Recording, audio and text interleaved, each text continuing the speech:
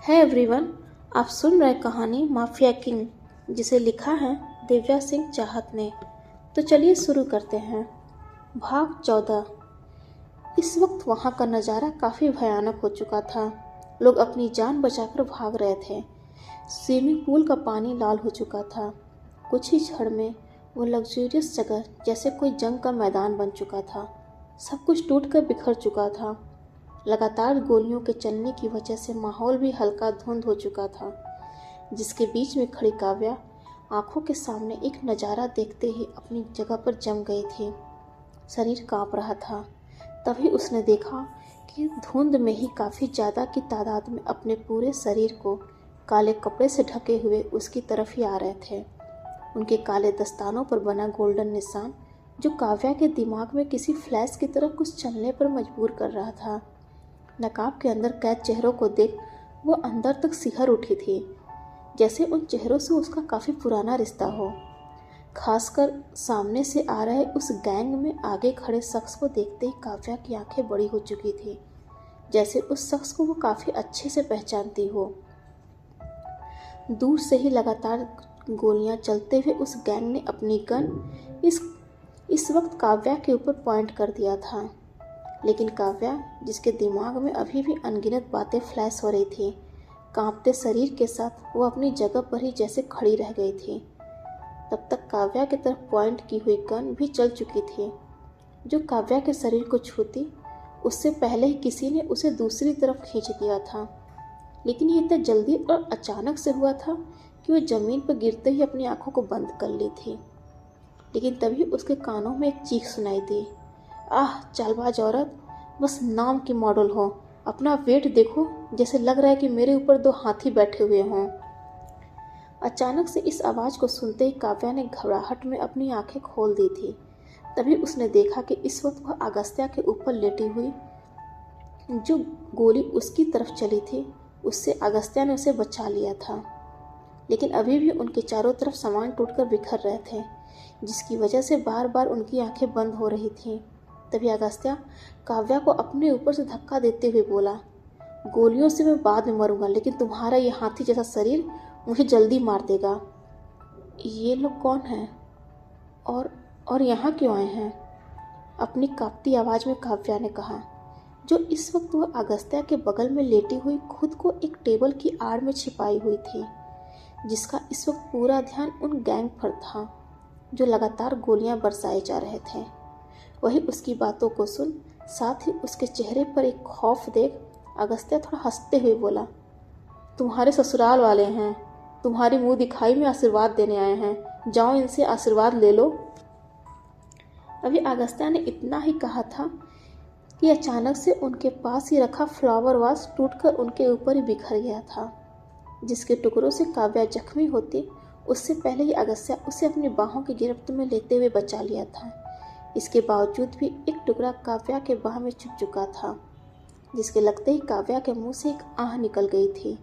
साथ ही वहां से बहते खून को देख अगस्त्या उसे छोड़ते हुए अपनी जगह पर बैठ गया।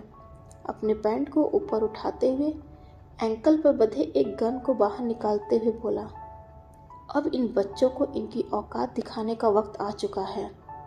हल्के गुस्से से अगस्त्या अपनी गन को चेक करते हुए उसे रेडी कर रहा था, लेकिन वही काव्या अगस्त्या के हाथ में गन, साथ ही उसके एंकल पर अभी भी एक गन बंधा देख चौंक गई थी। इस वक्त उसके चेहरे पर सिर्फ एक दहशत थी, आंखें आंसुओं से भर चुकी थी। तभी अगस्त्या उसके दोनों कंधों को हिलाते हुए बोला, तुम मेरी बात ध्यान से सुनो। मेरे 3 बोलने पर तुम बिना पीछे मुड़े सीधे बिल्कुल स्ट्रेट भागना। वहाँ से राइट टर्न के बाद तुरंत लेफ्ट लेना। तुम्हें वहाँ सेकंड ब्रदर मिलेंगे। उनसे कहना काबुली गैंग वालों ने हमें चारों तरफ से घेर लिया है। ओके, तुम मेरी बात सुन रही हो? अगस्त्या के इन बातों को सुनते ही काव्या ने एक नज़र पीछे की तरफ देखा, जहाँ से अगस्त्या उसे भागने के लिए कह रहा था। तुम रेडी हो? तभी एक बार फिर से अगस्त्या ने कहा, जिसे सुन इस बार काव्या ने बस अपनी गर्दन को हाँ में हिला दिया था।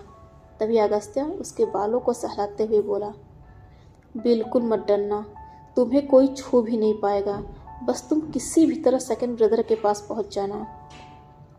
इतना कहते हुए अगस्त्या ने काव्या के पैरों की हील्स निकाल दी थी, लेकिन काव्या अभी भी डरी हुई नजर आ रही थी। उसकी आंखों से आंसू अभी भी लगातार बह रहे थे। इसके बावजूद भी वह अगस्त्या की बातों पर अपनी गर्दन को हिलाते हुए खुद को तैयार कर ली थी, जिसे देख अगस्त्या ने अपने एंकल से दूसरी गन भी निकाल ली थी। इस वक्त उसका चेहरा भी गुस्से से कांप रहा था। अपने दोनों हाथों में गन को संभालते हुए वह चीख उठा था, अब मेरे होमवर्क करने का वक्त आ चुका है। काफ़ी दिनों से मेरी उंगलियां बस कीबोर्ड पर दौड़ रही थी, अब इन्हें थोड़ा इन काबुलियों पर भी दौड़ा ही देता हूँ। इतना कहते हुए अगस्त्या भी टेबल की आड़ से बाहर निकल आया था और काव्या की तरफ अपनी 3 उंगलियों को बारी बारी से फैलाते हुए बोला, रन। अगस्त्या की इतना कहते ही काव्या पीछे की तरफ दौड़ पड़ी, जहाँ उसे अगस्त्या ने जाने के लिए कहा था। वही अगस्त्या अपने हाथ में पकड़े दोनों गन की गोलियों को सामने खड़े काबिली गैंग पर बरसाना शुरू कर दिया था। काबिली गैंग, जो हर वक्त खुद के चेहरे को एक काले नकाब के अंदर छिपाए रखते थे, वह सिर्फ अपने चेहरे ही नहीं अपने पूरे शरीर को एक काले कपड़े के अंदर कैद रखते थे। वही आज उनके इस तरह अचानक से आने की एक ही वजह थी। पिछली रात उनके आदमियों को मारकर मानव सेठी उनका करोड़ों का सोना लेकर यहाँ यानी कि थाईलैंड में खलील शेख के यहाँ आया था, जिसकी वजह से ये गैंग भी अपना माल वापस लेने के लिए यहाँ थाईलैंड में आ धमके थे।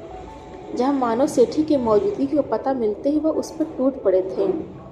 इस वक्त उनके और मानव सेठी के बीच में जो भी आ रहा था, वह उसे अपनी गोलियों से भूनते जा रहे थे, क्योंकि उन्हें सिर्फ मानव की तलाश थी, जिन्हें रोकने के लिए अगस्त्या ने भी अपने दोनों हाथों में गन पकड़ ली थी, जो काफ़ी फुर्ती से उनके ऊपर चला रहा था। जिन्हें रोकने के लिए अगस्त्या ने भी अपने दोनों हाथों में गन पकड़ ली थी, जो काफ़ी फुर्ती से उनके ऊपर चला रहा था। जहां अब तक वह कुछ आदमियों को अपने गन से तो कुछ आदमियों को अपने हाथों से साफ कर रहा था, तो वही दूसरी तरफ अगस्त्या के बताए डायरेक्शन को फॉलो करती हुई काव्या होटल के अंदर सही सलामत पहुंच चुकी थी। सांसें तेज थीं, चेहरे पर एक डर अभी भी बरकरार था, लेकिन अंदर जाते ही शायद वह डर की वजह से कंफ्यूज हो चुकी थी कि उसे पहले राइट जाना था या लेफ्ट। काव्या अभी इसी उधेड़ बुन में लगी हुई थी कि सामने खड़े एक शख्स को देखते ही वह सिहर उठी। इस वक्त उसके सामने अपने हाथों में एक बड़ी सी गन को पकड़े हुए काबली गैंग का ही एक शख्स खड़ा था, जिसे देखते ही काव्या के आंखों के सामने जैसे उसका कोई अतीत फ्लैश की तरह चलने लगा था, जिसमें बिल्कुल यही शख्स अपने चेहरे को काले नकाब से ढके हुए उसकी तरफ ही उसे मारने के लिए बढ़ रहा था। तो वही इस वक्त वह शख्स भी उसकी तरफ ही बढ़ने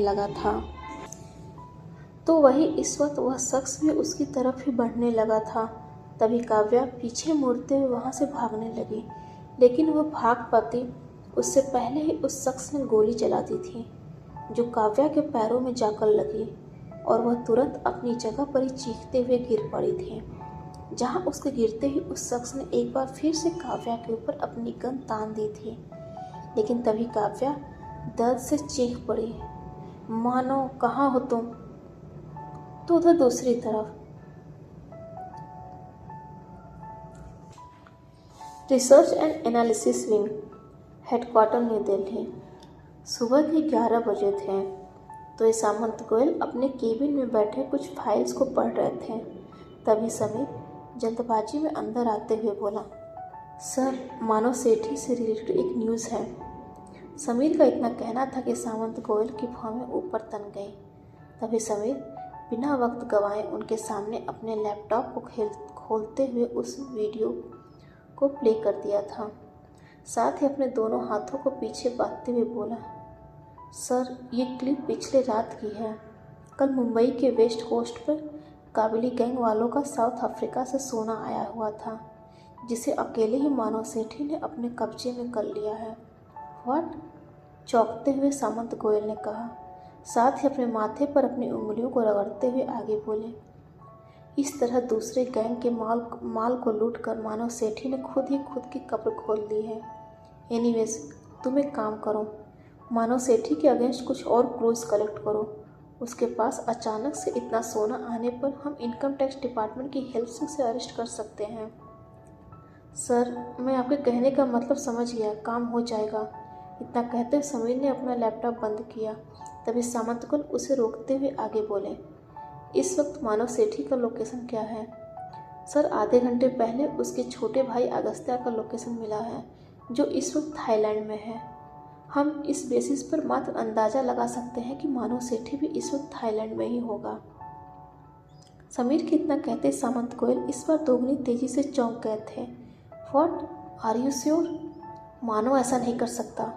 उसका खलील शेख से मिलना मतलब किसी तूफान के आने का संकेत है। डियर फ्रेंड्स, आज के लिए बस इतना ही। अगले भाग में जल्द ही मुलाकात होगी।